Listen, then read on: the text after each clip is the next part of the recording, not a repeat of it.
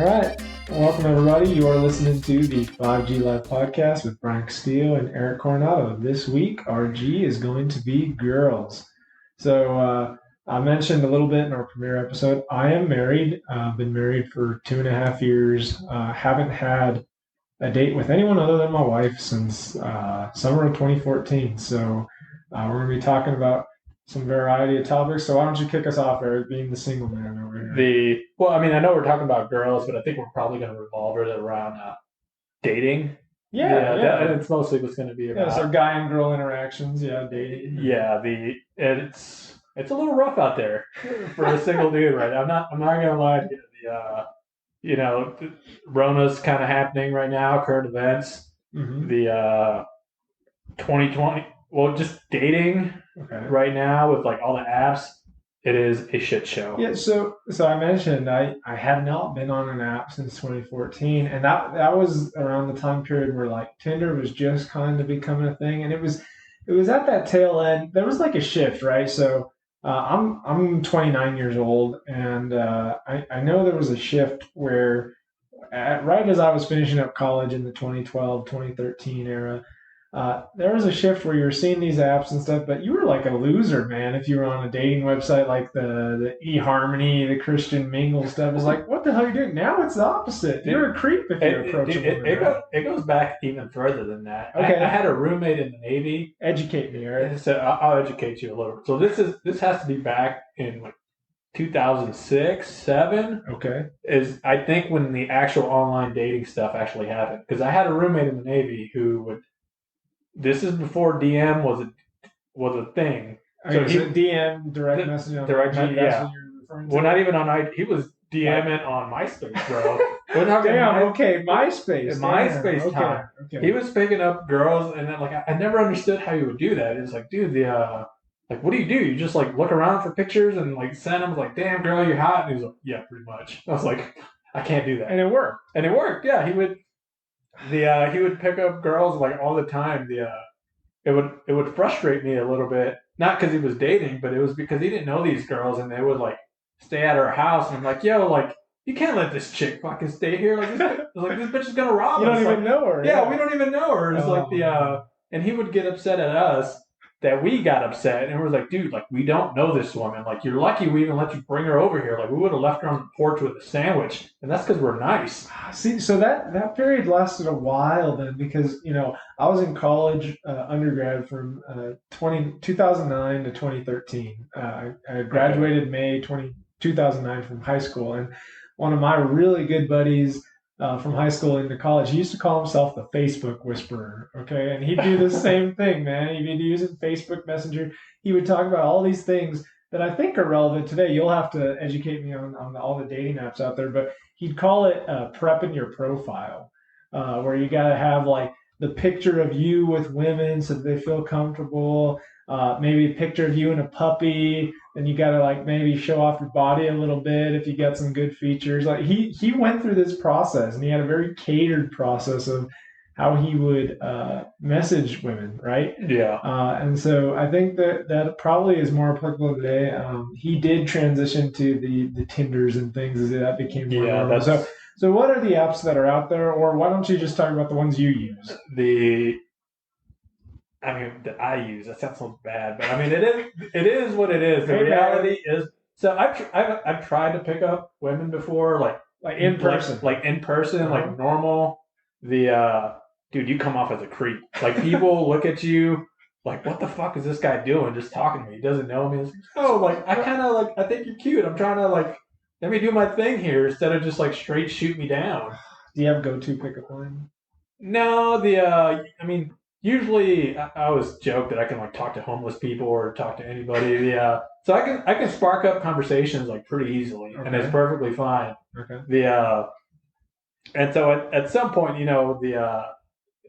I don't know what it is. I guess women just always think that I'm hitting on them. Usually I'm just talking to talk.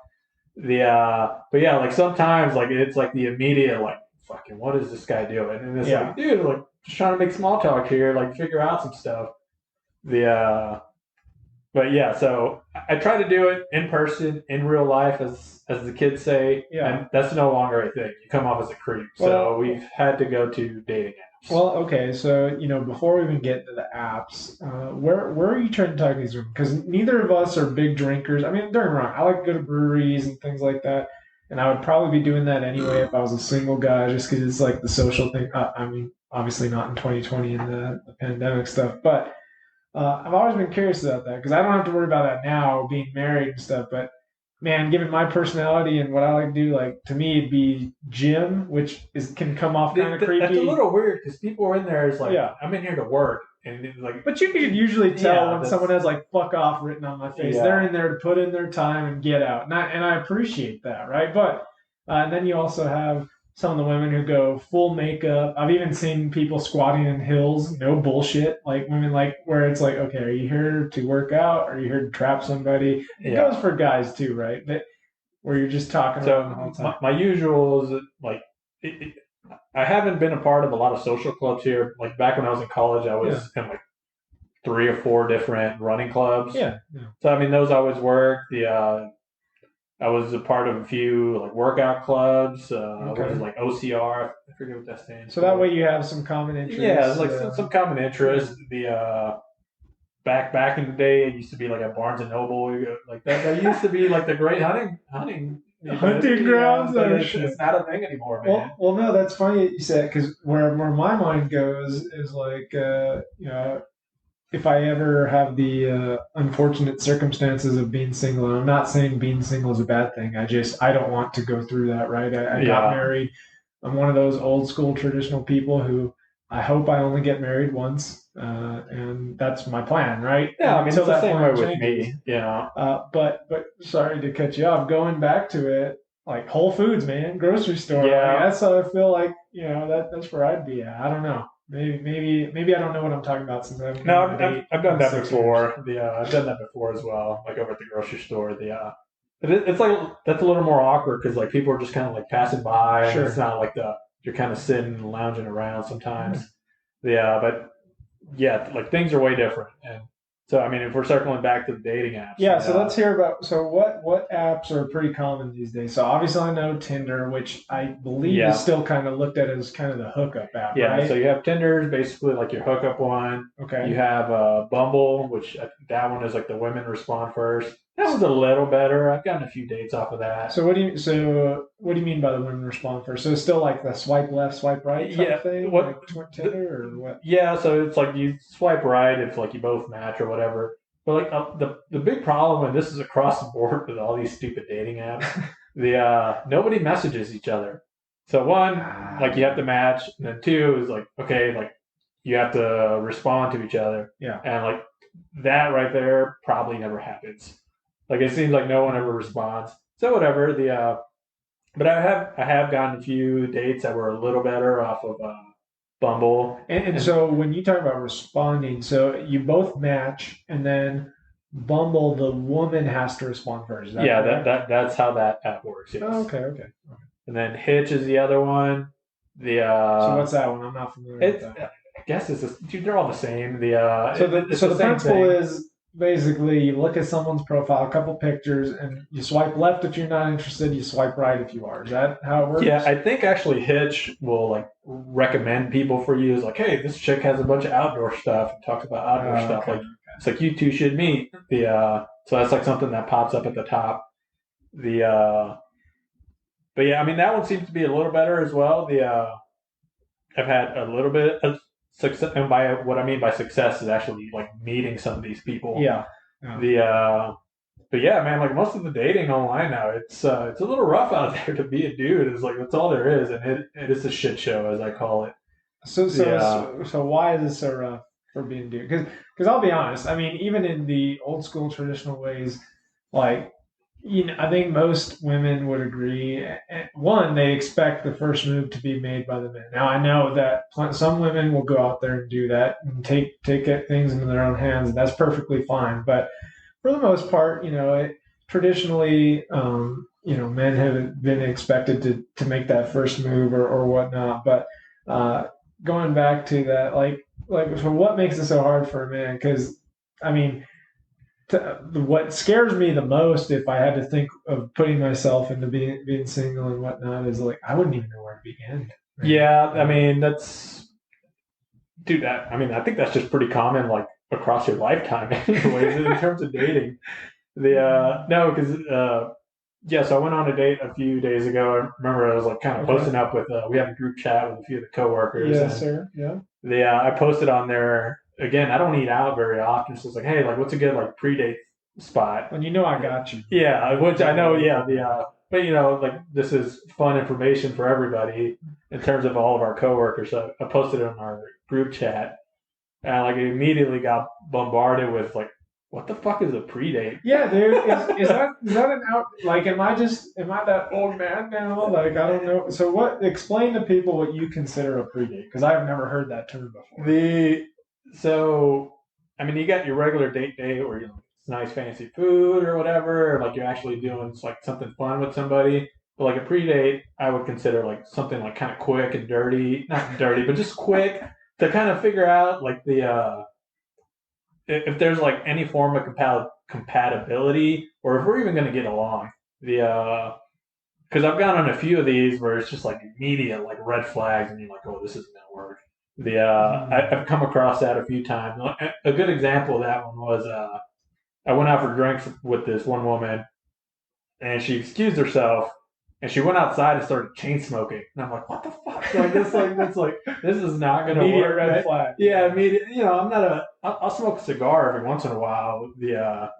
But yeah, like there was like chain smoking. Like, no, like I'm sorry, I can't do that. Yeah. Yeah, it's one of those, like, I just got to go. Like, yeah, my mom is calling me in South Dakota. I got to leave. I'm never coming back to the state. Yeah, I'm sorry. I'm just going to go. I'll be honest though, I'm still a little confused. So, what is the biggest difference between what you would consider a pre-date and a actual date? Because what I kind of can relate to back in my past, obviously I was in my early 20s when I was still dating. One thing I like to do in like first dates, like I wouldn't want to pick a very intimate setting, like even a movie to me where you don't get to interact with the person a lot, where you would kind of just go to a movie. I'd rather do like ice cream, coffee, something where you're not necessarily committed to like dinner, which would be a whole thing. Like you just described the pre-date. That's what it is. Okay, so I used to call that just like my first date. Yeah. Okay. So I call that the pre-date. Yeah. Because what I have in my head for like an actual date, again, it's a little more like formal is not the right word, but you get what what I'm putting down. There's an expectation that like the night can progress, and I don't mean into adultery or sorry, not adultery, but adulthood activities. Adult activities. Sorry, not adultery. No. Never will take part in that. No. That's one of that'll be a good get off my lawn. Man. I hate cheating. I think that's everybody in the world. Yeah. But no, yeah. So I guess what you would consider the first date, I would consider the pre-date. Again, it's something quick where we get to know each other. Probably won't escalate into anything. It could lead into like an actual first date. What I would consider a first date. Yeah. I think we're describing the same thing, just different. We're giving it different titles to the definition. Yeah, no, for sure. Well, actually, I'll talk about my first date with my wife. Right? Okay, go ahead, man. So, it was one of those weird things through a mutual friend, right? That's how we met, and it was in person. And at the time, I was living in Farmington, but I'd still occasionally come back on the weekends or and whatnot. And so, I picked a place that she hadn't been to that was right down the road from where she lived, right? And so the expectation was just like, go have a beer, maybe have dinner. So the initial expectation was just to go to this brewery, right? So had a drink, but we both decided we were hungry, had food, progressed into dinner. We were enjoying each other's conversation. We were there like a couple hours. We closed the place down. Then we went back to her place and we watched a movie and stuff. So like it started off as that initial kind of like icebreaker, what you consider a pre-date, but I would consider a first date, but it progressed into that. And then next thing I know, we're hanging out for 5 hours. Nothing took place that night. For those of you that are wondering, maybe we're talking about pre or first date, but you waited to marriage, right? Man, of course. Well, that's what I would tell my Catholic mother. But that's a story for another day. But no, we were just vibing, right? As the kids would say today. And then, something that I had an expectation for like an hour, maybe tops, we ended up hanging out like 5 hours and it was seamless. Like that was already a good sign, right? So I see what you're talking about of getting the feel for one another. Yeah. But Again, you can usually tell if it's going to work or not. Yeah. Just how they carry themselves, like what actually progresses, like stuff that they say, a few of the first dates. Well, I'll let you continue, and I'll get into a few of the first dates, kind of red flag crashes that have happened. Well, yeah, okay. I mean, but I'm glad that I got to meet her in person through a mutual friend because I gotta say, man, like one of Justine's favorite shows or previous guilty pleasures as we were dating was that MTV show Catfish. Oh yeah. Like what the hell, man? Like dating apps or whatever. Like people talking to people for years, thinking you know someone, and then it turns out to be like this old, nasty, sweaty, fat dude, or like someone just trolling you, one of your friends or something, like because they were trying to make you feel good, like maybe had good intent. Like that show. One of my best friends was obsessed with that show too. But I'm like, that shit's scary, man. So I can empathize when you say it's a tough world out there for men and women. I mean the openness that we have today, even in those apps and stuff, that the comfort level a woman has to have to be able to meet someone that she maybe has only talked to and never seen in person, like that's a scary thing. What again? Back to the predate, whereas no hurt feelings. Maybe she thinks I'm a psycho and might lock her up in my basement. I don't have a basement, but I'm just saying that she might get that vibe and it's like, all right, I gotta go. And so that predate is usually, if there's no contact afterwards, I see it as there's no hard feelings on either side. It's a mutual understanding. Yeah, it's a mutual, like we're just meeting each other. If it works, it works. If it doesn't, it doesn't. It's perfectly fine. So what would constitute like a more serious date? So let's say in your scenario, like did your pre-date the other day go well? We don't have to get into details, I know it's new or whatever, but did it go well? Did it check the box for what you need in a pre-date to escalate that to another encounter? I think so. She gave me her number. We're still texting each other, so I think that's good news. Usually that's still good news, but we'll see. I learned a little bit about her. Again, I'm a little bit older. So let's talk about that. I've slowed it down a bit. Go ahead. So let's talk about that. I'm glad you brought that up. So I mentioned I haven't been in the dating world since my early 20s, and my approach would be very different now, having lived a little bit, even though I'm still at the very latter end of my 20s. But how has your dating progressed? And I'm not talking about like I'm sure when you were in the Navy and 18 years old, and you probably would have taken whatever you could get. Just different times. Different philosophy. So now being in your early 30s, single, moving to a new area, like what is it that you're looking for? I would assume something more serious, correct? It's kind of I think we've discussed it before. Like you can have a lot of like the superficial stuff, like different interests, different personalities that works fine. Like the whole opposites attracts or whatever. Yeah. But my big thing would be you have to have the same core goals in life, or like core values. That's kind of, again, with me being older, that's kind of the thing that I look for. Sure. And usually just by talking to somebody, you can get a good sense as to what that is. And I know I've brought it up before. I know you guys have asked me like what do I look for in women, and it's like one of them was the grit or the resilience. So why don't you talk a little bit more about what you mean by grit? Like, okay, like what quality? What does grit mean to you that a woman would have? I enjoy that. I'm looking for ride or die here, man. No, I really am. So usually somebody's got grit, resilience. Like when shit goes bad, like you need somebody who will be there, and that's kind of something new that I'm looking for now. When shit gets rough, people just leave. It's a new era that we live in now, man. It's kind of scary. I saw this back in the military, like in terms of like the divorce rates, they're through the roof. Specifically with military relationships? Well, yeah, or in general. well, in the military, Yeah. and then I got out, and I noticed that it's also the same like out in the civilian world. Yeah, like the divorce rates are like through the roof, and kind of like you mentioned, I only want to get married once, and then if it is the right person, like maybe like transition into kids or something. But I only want to do that thing once. Yeah. And I'd rather get it right. And usually, if somebody has that resilience to them, that perseverance to like succeed, Yeah. the again back to the same core goals that we should share, that would be one of them. Yeah. And I can, I'm not looking for somebody to complete me, if that makes sense. I'm looking for somebody who will team up with me and we can take this shit to new levels. Again, back to the ride or die. That's what I see. So that as I've gotten older, that's something that I look for now. Okay, so when you talk core values, my mind immediately jumps to like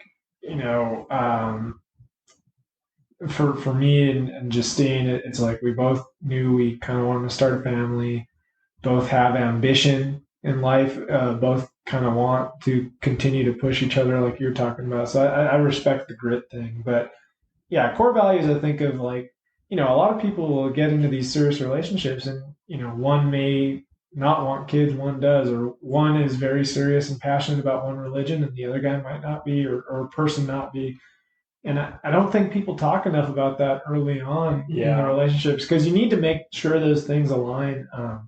Actually, right before we were going to get married, when we kind of were sitting down with our pastor and stuff. Is this the last name thing? Yes, I was actually. That's a big deal.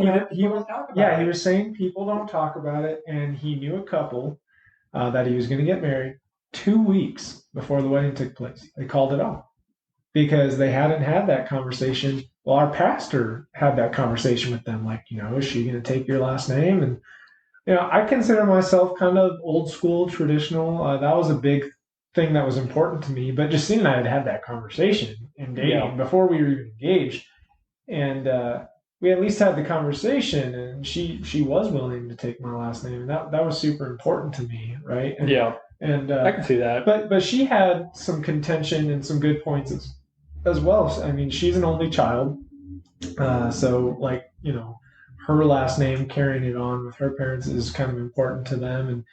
And but I explained why it was important and why I'm traditional and whatnot. We came to an agreement. Yeah, right? and that was way beforehand. Compromising. That's something I got written down here as well. Yeah, but now go ahead. No, you know what I've learned about being in a serious relationship for a long time and being married? I didn't realize how damn selfish I am, man. And I don't think people realize that. Inherently, as human beings, we are selfish individuals. And I think compromise is something I still learn how to do every day, man. You gotta stand your ground sometimes, but a few people at work have said this phrase to me over the years, and it stuck with me. And it kind of solidifies marriage some days anyway. But basically, I was told some days you're going to decide that you're going to be happy, and some days you're going to decide you're going to be right. Sometimes those coincide, but not very often. And I think that kind of is a point. And going back to your opposites attract thing, I mean, Justine and I might as well be as opposite as you can be. But when it comes to those core values, what we both want in life, we're very much aligned. Yeah, and again, that as I've gotten older, that is something that I look for. But it's funny you bring up like some of those topics that people just don't ever talk about. I mean, they are awkward to talk about, but I mean, that is something that you're gonna have to talk to, like discuss about. I've had that conversation before. And I really don't care if she takes my life. But the one thing that I did care about is if I ever did have children, like I do want them to have my name, my last name. Yeah. Well, especially for me, I am currently the last in the bloodline of the Castillo bloodline. So if I don't have a son, it ends with me. But if I do, I want them to carry on. I mean, that's definitely like a culture thing. Like being Mexican, it's usually like the absolutely Hispanic, like passing of the last names. Yeah, and it's not that much that I personally care about it, but I know it would mean a lot to my parents. Sure. So it's like that's what I would do, and that's the only reason that I would push that. Yeah. And I think there are valid reasons, including like my wife, Justine, where she talked to me very honestly about why it was kind of important. If I didn't feel that way, she would have probably kept her name. Or we talked about the hyphenated being as a compromise, but that was somewhere where like I stood my ground. Like Yeah. I didn't even know it was that important to me until we brought up the conversation, Yeah. and that's why it is important to talk about those things. So. Yeah, I don't know. I don't know if people are just not talking anymore. I think thinking of good advice that I've heard before. It's kind of along those same lines of being married. I heard this from a married person, and I thought it was great advice. Yeah. It was whenever they were having discussions. So it was a man that said this. It's a male with his wife, and like the rule was he was allowed to ask whenever she was like complaining and venting about something. Is like, is this a solution problem or is this you venting? But that's danger zone, no, man. But as long as you establish that sounds like a very good rule to me. So he was basically trying to understand if it was listening time or if it was put in my 2 cents. Time. No, if it was listening time or is it fix it time? Okay. So we think differently. I mean, that's just a fact. Men and women just think differently. Absolutely. Because the reason that advice resonated with me was because I've gotten in trouble before with some of my previous relationships where they're like venting about something, and I was like, oh, well, like we can do this, we can do that, like it's a way to fix this. And they used to get so upset with me, and I'm like, well, that's what I was talking about, putting in your 2 cents. Maybe they didn't give a damn what you thought about. But again, that's not the way that I think. You're an engineer. You're a problem solver. You want to help them. Yeah. So I thought it was solid advice, and I don't see why someone would get upset about that. It's like, okay, like you're being I can do both. Yeah. If like I don't understand why I would get in trouble if I'm asking beforehand. It's like, well, we're getting into this. It's like, hey, like, is this you venting or is this me fixing? Like, I need to know. Like, believe it or not, men are stupid. That's just a fact. So we don't take hints very well. Like, just if you're complaining about something, like my mind immediately goes to, okay, like let's fix this. So if I can ask beforehand, it's like, are we fixing this or am I venting? That's fair. Yeah, okay. I think it's a good compromise. I get it. Instead of just me getting berated. Yeah, about trying to fix things. I don't know if I would take that approach in my relationship personally, but I can respect where your friend is coming. Does that make sense? I thought it was solid advice. No, I think that is important because one thing. So I'll be a little vulnerable here. I have the attention span of a fucking ferret, man. Sometimes, especially like. If I'm playing video games or if I'm doing homework, listening to a lecture, or now that we're all working from home and like, my wife might be trying to talk to me and it might just be talking about something that isn't even that important, but it's important to her. And I only halfway listen. What I call it is passive versus active listening. Yeah. And so you'll see the memes and all that crap about like passive listening where it's like, yeah, okay, that's crazy. Like where you're trying to do multiple things at once.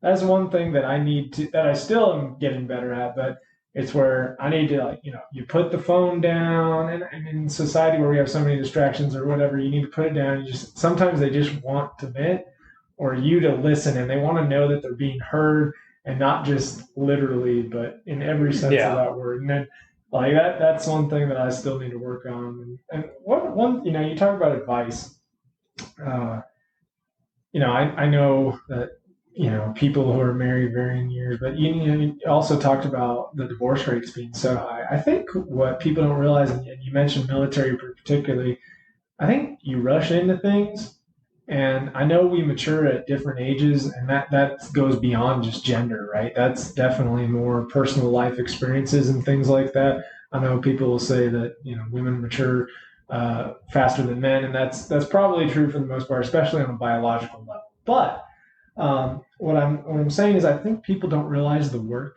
that it takes. Yeah. And people don't want to hear that, like, oh, your relationship isn't healthy if you have to work at it so hard. No, like it's like anything else in life. If you put the time and effort in, more than likely you're going to get returns from it, whether that's your relationship, work, your body at the gym, or your other passions in life.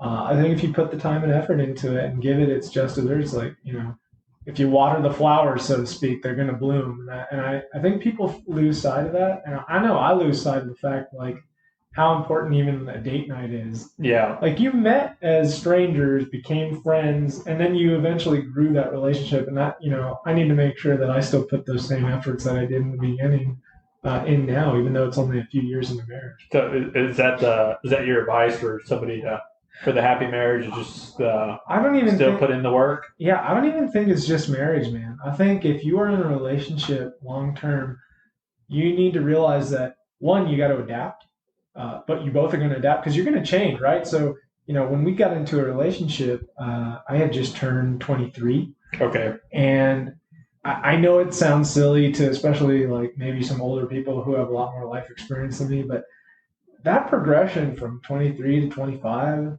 25 to 27, even now as I'm going through, like there's a lot of change that occurs there on a personal level. And then you're doing that with someone else. So you're being in that relationship and you got to grow together.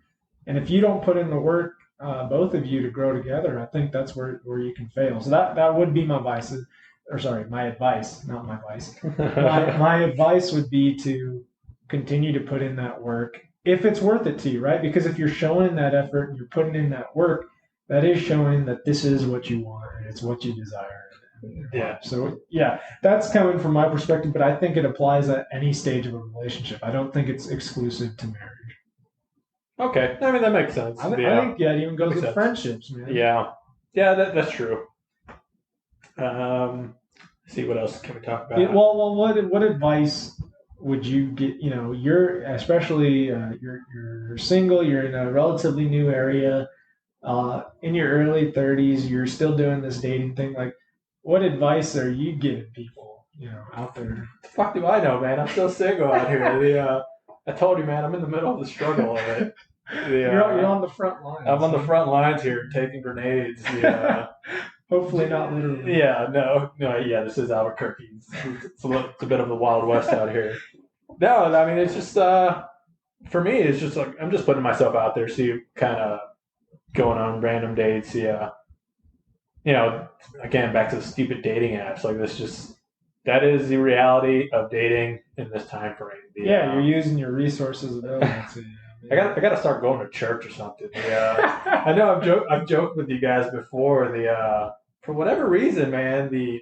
I know the reason, but like it seems like all I attract is like all these hippie vegan chicks. Like that seems to be the common theme. Okay, so wait a second. I've told you guys this before at work. Okay, so but ask away. Describe if you had to put like a profile, you're building a dating profile, right, of the woman you attract. Describe that for the viewers here, or sorry, the listeners. I see what you're asking, but the real approach is like, why is this happening to me? Is that what you're trying to ask? It is, yeah. So you're saying you attract a certain type, and I want to hear more about this woman. Okay. This type of woman that you attract. Here's the problem. Again, I'm super outdoorsy. Okay. I love being outside. I do a lot of climbing. I do a lot of hiking. Yeah. It seems to be like a very like hippie liberal type of deal that they're into as well. But the problem is like I'm Texas outdoorsy, and that's where it's like we share a lot of the same stomping ground. So I'm thinking they're probably they're seeing what my interests are, sure. but they're reading it incorrectly. If that makes sense. Well, man, what I'm hearing when I hear that is, to me, the only difference would be outdoorsy versus Texas outdoorsy is you might lean a little bit more right in your political stances. And again, to leave politics out of that, but what I mean by that is you're outdoorsy where you like blasting pigs in your front yard. You eat a nice steak. That's not conservative. That's just being a Texas person. I know. And I'm not trying to put you in that political corner because I hate that we do that these days. And we're not going to talk politics. But, you did mention liberal or even progressive where it tends to be they might have very strong different viewpoints than what you might feel like being someone who is from Texas. Here's a great example of the... Yeah, let's hear it. So went on the pre-date. Pre-date was good. She seemed pretty fun. We shared a lot of the same interests. And then for an actual date, we went out camping. Like a weekend? No, it was like for like a night and a half. Ooh, The that's pretty serious escalation. no, but I mean, I had the dogs with me.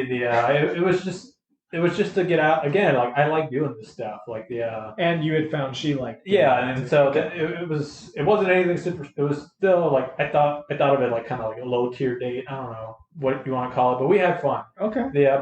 While we were out there again, me being from Texas, I allegedly always have a pistol on me when I go camping. Allegedly, and that's because I'm used to Texas camping, where there's like these feral hogs and like other shit out there that can really hurt you. Well, that's just a good idea. Yeah, There could be humans out there. So again,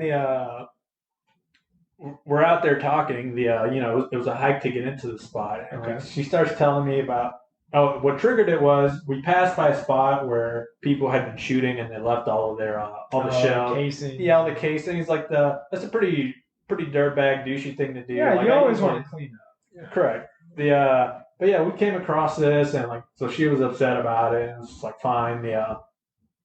And then she started talking about like how she can't be around people who have guns. And she went out camping with this one person who had a gun, and like don't ever go out camping ever again.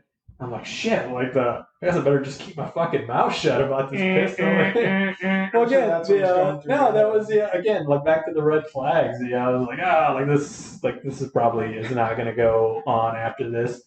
And again back to like the compromising thing. While we were like talking about the guns, I was like, you never know when you need one. I was like trying to ease it in. I was trying to make my case without letting her know that I had a pistol in my bag, and it was not working. There was like zero compromise there, and I'm like, ugh, like this is. So did you tell her? No, of course not, man. Oh, it was like man, this was gonna get spicy, people. I was hoping Eric had told her out in the middle of nowhere. I was like, no. So I mean, usually like in the tent. I usually have it like right next to me, like under like a bandana or something. Okay. Just in case like something fucking weird happens in the middle of the night. Yeah. But yeah, so this time I had to remain in the backpack, wrapped allegedly in a bandana. But yeah, so again, that was a red flag. Yeah. And no compromise there. Like I tried to ease it in, it was not. It was. Yeah. And this is me being Texan outdoorsy. And again, she wasn't a vegan she was a vegetarian. Yeah. Regardless, that seems to be an issue. I know we've discussed that before. Well, it's very pertinent to my life. Yeah, it's a culture thing, man. Like I can't be bringing some vegan to my house. My dad's grilling every Sunday. She's gonna call him like some evil fucking animal herder. I don't know what. It's just like, no, it's just not going to work, man. See, I think that's why it works for me, because I know we talked about Grub a couple episodes ago, and I had mentioned that my wife, when we first started dating, just, ate everything, regular diet, but, a couple of years into it, she became a vegetarian and then is now a pescatarian, where she does get some of that protein and nutrients from fish and seafood and things like that. But still primarily does not partake in definitely doesn't eat meat. Hasn't eaten meat in over almost 4 years. But I think the reason it works is because, one, she grew up eating meat and things like that. And even though she feels very passionately about how animals are treated and not eating animals and doing her part, she recognizes and she'll cook me a steak.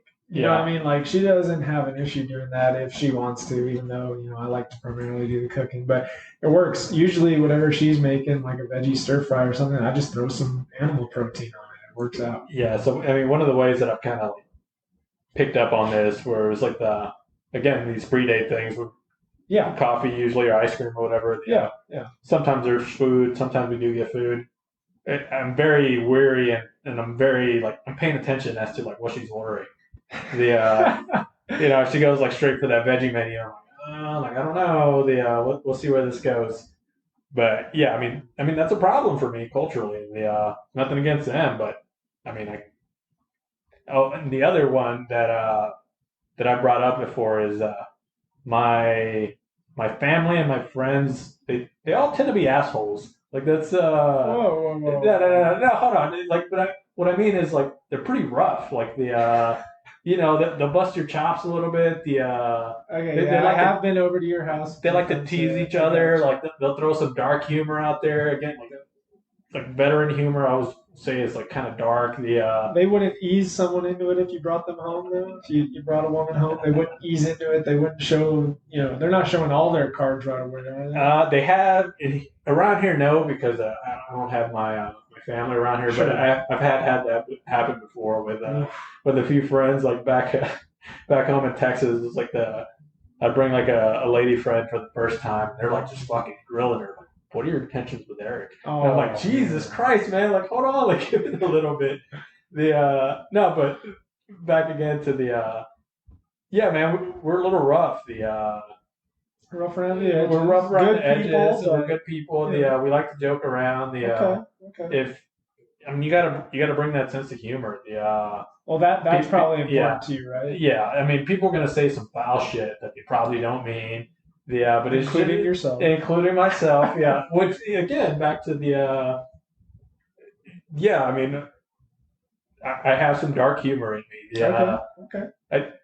All my family has it. It probably got a little worse while I was in the military. I still laugh at dick jokes, like grown ass man still laughing at penises. Hey man, super bad. Yeah. Still funny as hell. I got you. But yeah, so you got to be a little rough around the edges. If somebody's going to say something, I don't want to be the mediator here to like break apart my friends and somebody that I'm dating. So again, as me getting older, that is something that I look for. It's fine to be compassionate and everything, but you got to have that tough skin, or else it's not going to work. I mean, you've met some of my friends. Yeah.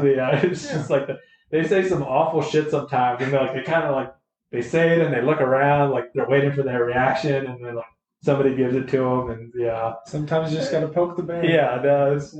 Yeah, poking the bear is pretty common. Yeah, and you know what? I don't want that to change. I find that fun. I love it. I think to your point, within reason, right? Yeah, within reason. You can cross that line. Sometimes it's a very fine line, but I'm getting good at putting you on the spot, and I'm going to let you think about it because I'll talk about it. But if you had to pick 3 qualities or traits that you had to have in a woman, and I know we talked about a core value for you was grit, and maybe that's a quality as well. But I'll say perseverance. Yeah, grit, perseverance. Yeah, I'll say mine. So one definitely is sense of humor. They have to have a sense of humor. They don't have to have the sense of humor that I do.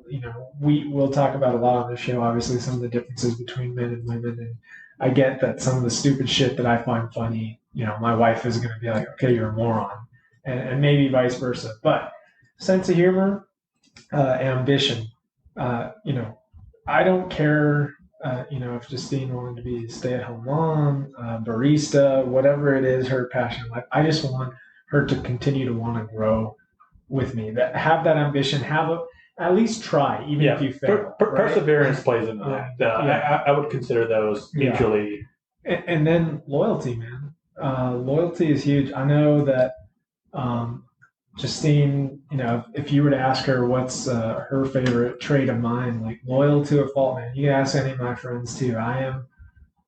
I would die for those that are close to me. I would take ride or die, man. Ride or die. Yeah, I think that's why we're good friends, because we share a lot of core values too. But those would be my 3 most important qualities or traits. And one of the best differences about this, you talk about assholes. I know I could be an asshole, right? Yeah. She is the absolute most pure, kindest person. Like, she's probably got she's punched her ticket to heaven just saying I do to me, man. If you believe in that and whatnot. And so it works, or it's worked so far, and I hope it continues to work. But yeah, so now that you got a little time, those are my 3, and I know we're probably gonna have some overlap. So what are the 3 qualities or traits that you look for in a person, significant other? And obviously, we're both heterosexual, so in your case, a woman. Just want to point that out. Did you just assume my sexuality, bro? Well, this is 2020. Well, that's that. So if I'm assuming that, I know, but let's let everyone know, what your interests are, and if you are going to come out to me on this podcast, then there you go, man. I want to hear it. So, and there's nothing wrong with that. There's nothing wrong with it. No. I love that Seinfeld episode. Oh, there's nothing wrong with that. Great episode. But yeah, perseverance would be one. Okay. That would kind of mirror yours in terms of Yeah. like ambition. I would consider those the same. Yeah. Sense of humor, obviously, my asshole friends. And the reason they're my friends and I wouldn't trade for the world is because there's loyalty there as well. With a lot of these people, I do value those friendships because I've had them over the years, and again, I'm usually a pretty good judge of character. And Yeah. it was one of those where it's like, we got to go hide a dead body. No questions asked. I'm not saying no questions asked. They might ask a few questions like, "What the fuck did you get up into?" Or just like, "Don't even tell me what's in this trunk." Like, this just like, we're just gonna go bury the hole, and like, I'm gonna go away. But yeah, so perseverance, sense of humor, loyalty. Yeah, We're talking about that. But yeah, and I mean, we got to have some of the same interests, man. Eventually, I mean. Yeah, well, if you met a woman who like had no interest in hiking or camping or any outdoor stuff, I'd assume that would be a red flag. Yeah, usually they got to be pretty outdoorsy. Like that's usually like one of the things that I look for, which is why I attract all these hippie moving chicks. Back to them. Well, those tend to cross paths with those ideologies, at least those activities. Yeah, so I get it. Maybe I just got to wait and find me another transplant from Texas out here. I don't know. We'll see, man. We'll see. Well, we'll monitor it throughout the podcast. Yeah. You know. So back to that. I would say again, and you can tell me if I'm full of it because you're the one actually living it. But as you're getting older, in your early 30s dating, one of the jokes around here would be like, if you're single past 25 in Albuquerque, is like, how many kids does she have from how many dudes? Like, that's kind of a joke, but there's always some truth behind jokes, right? Like, so are you finding in your dating searches, are you finding like most women have either been married already or have a child or anything? Because given the age group, just on a biological level, it makes sense why you would run into that. I wouldn't even. I mean, I wouldn't even have the right numbers in my head to tell you what is true or not. Sure. But again, like being in my age group, that is a lot more common. Whereas like usually they have kids. Yeah. It might not be that they've been divorced or not, but kids are like seems to be like a pretty common thing. But even with that said, I mean, it's a new time frame, man. Because like people are just getting married at an older age now. That's like it seems to be a very common thing. And having kids older too. Yeah, so that's translating into the dating field as well. That's why I wouldn't say like without a doubt, like, oh yeah, they all have kids. It's not like that. That's more of a Canyon joke. Man. Yeah, that's a local joke. But yeah, so. I don't know. It's just different times, man. Like the adulthood, like getting married and having kids and all that. It's more been pushed off into the 30s now. It seems to be pretty common, which is kind of crazy. Like I kind of think back, like with my parents, like my mom was like 17, my pop was 19 when they had my older brother. Yeah, that's uncommon. Yeah. So I have an older brother and a little sister. My brother and I are like 14 months apart. So both my brother and I left when we were 18. My parents were in their late 30s, and they could have had everybody out of the house. Yeah. But they had my sister, which they're totally okay with, even though there's a 10-year difference between us. Yeah. She was planned, and I say that in quotation marks. But yeah, I mean, so we always joke with my parents, like, man, like you guys could have like had kids, had them out of the house, somewhat successful, and be in your late 30s. Which is fucking crazy now because, I'm 33. That is crazy. And, this is where I am in my life and, like, I kind of, like, compare to them. But I'm very understanding. I understand it different times.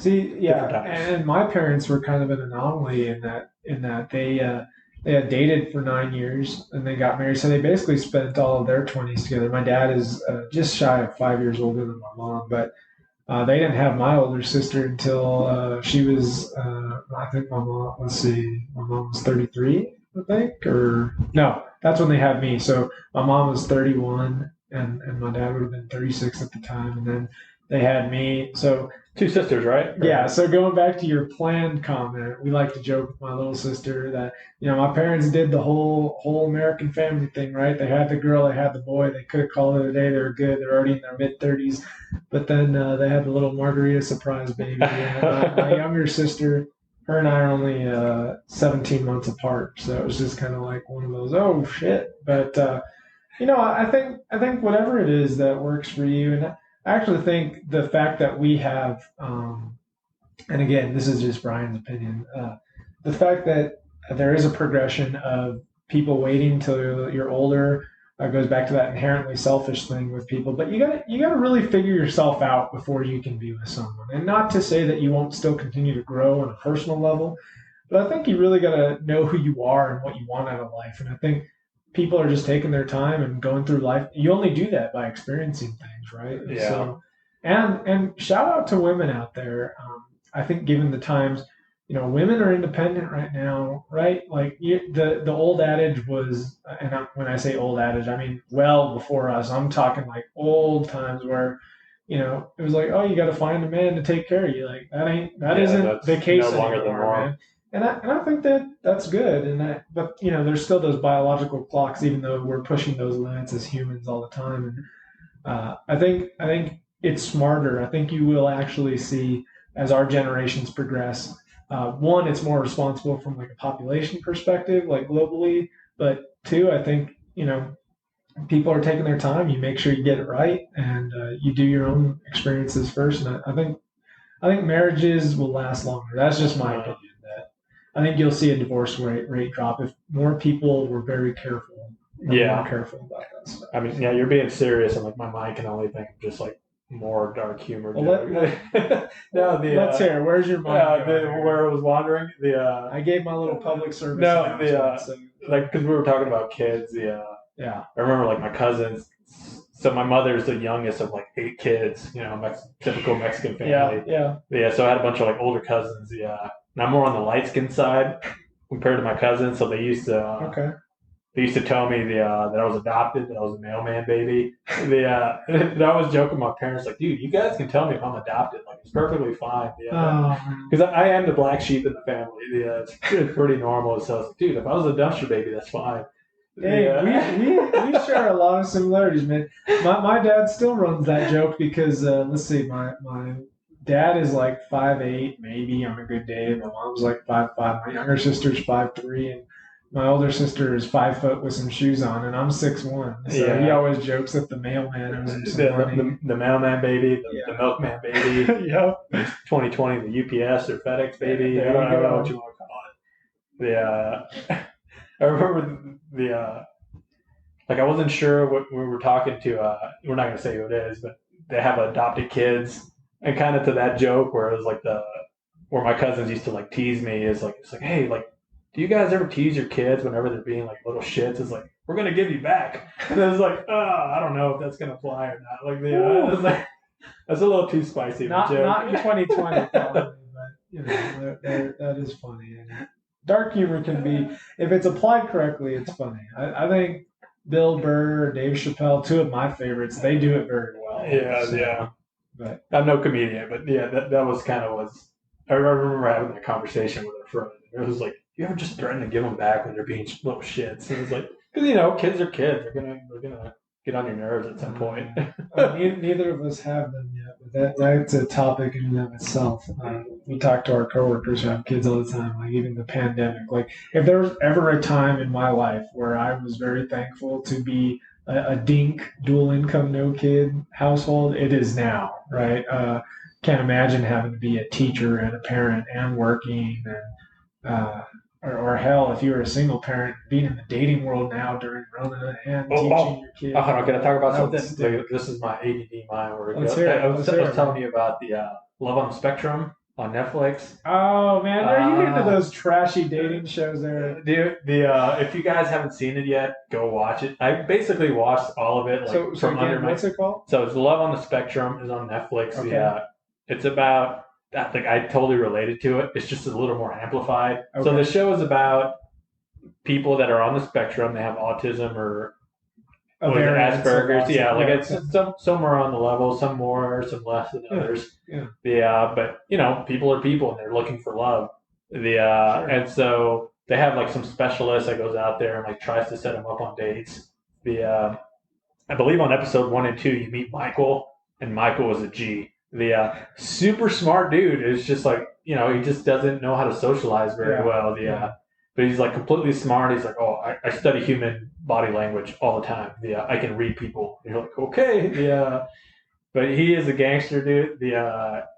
If you haven't, I don't know. So you watched it all. Were you disappointed at all from starting that? It wasn't that I was disappointed. It was just it's just one of those things where you can relate to them, like trying to date somebody, and like you find yourself in those awkward situations. Like, well, shit, like looks like we have nothing in common here, and what are we gonna do? But with them, since they usually can't pick up on the cues, like they ask each other questions, and usually they have this list, and it's like yes, nos. That's what the other person is used to. Like with us, if we're talking, you can usually segue into other things. It's like, oh, you said this, you like this. I can talk a little bit about that. They don't have that. So their dates are like over in like 30 seconds sometimes because they go through the list. And I'm like, Jesus. Like, I just remember hiding under my blanket because I was trying to watch this. It's cringeworthy. Well, I've been there before where you're just like I was like, well, like that tanked. And it looks like you're still kind of sitting there and you've been there for 10 minutes. Again, back to those red flags. I've been there before where like immediately like something triggered it. And I'm like, ooh, like I'm stuck here for a little bit, aren't I? Yeah. And again, the predate is a good thing for that, where it's just like, oh, it's just coffee. I'm gonna slam this fucking cappuccino and I'm gonna get up out of here. Well, that's actually that brings up. So, predate. Are you picking them up? Are you meeting at a place? We usually meet there. So that way you can get out of it. Yeah. So I mean, and that's for both of our benefits. Absolutely. It's So yeah, I guess a real date that would be one of the things. Actually, that's a good. For a real date, that's what I would do. I like to pick them up. I'm from Texas. I got a little bit of that Southern chivalry twang to me. Like still like opening doors. I still like pulling out chairs. Yeah. Okay. Yeah, so I still do all that stuff. Okay. But yeah, on an actual date, I mean, I still do that stuff on the pre-date, but yeah, on an actual date, it would be something where it's like we meet up somewhere. Yeah. I usually take them. Yeah. I mean, I'm always on my best behavior. Or as good as can be. Yeah. You heard it, ladies. If we ever get any the listeners out there, Eric is available. Now you know the key to his heart. So there you go. I mean, we're kind of running short on time here. You want to finish? I got a topic to finish it up on. So let's do that. But so I don't put you on the spot. Next time we talk about girls and women and dating, let's talk about date do's and don'ts and dating etiquette. So that would be a good thing. Be thinking about that. That way we could talk about our personal experiences, and you can talk about. Very much so. You're living it right now. My 2020 shit show dating life. Yeah, exactly. So let's hear it. What are we on this plane? You brought up catfishing and what I was thinking about. Do you remember Manny Te'o? No. He was from Notre Dame. It was the you mean Manti Te'o, the linebacker. Yeah. Oh, did I say it improperly? Oh. I'm sorry, people. So that was the year that Notre Dame went to the national championships, and like there was like all this like behind the scenes documentaries, like his girlfriend died, like he's heartbroken, but he's still playing in the game. Turns out it was like some 30-year-old Mexican dude who can really do a chick voice. And if you haven't heard it, go ahead and Google that woman's voice. It sounds like a chick. Scary stuff. It's scary stuff, man. I guess he never got the memo that he was a football player and he could date anybody he wanted. He wanted his fake internet girlfriend. I don't know. I don't know the man.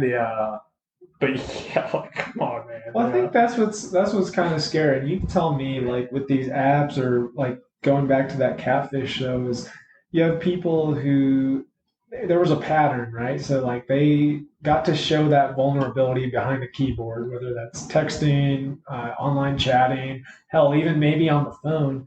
And you build that comfort level with someone over time, and it just seems like they just kind of went along with it sometimes, whether they built feelings or not, or But yeah, that's just scary stuff because then you become attached to someone and then you've never even met them. Yeah, well, that was gonna be what I was gonna say. Is like, I like you just fucking meet these people.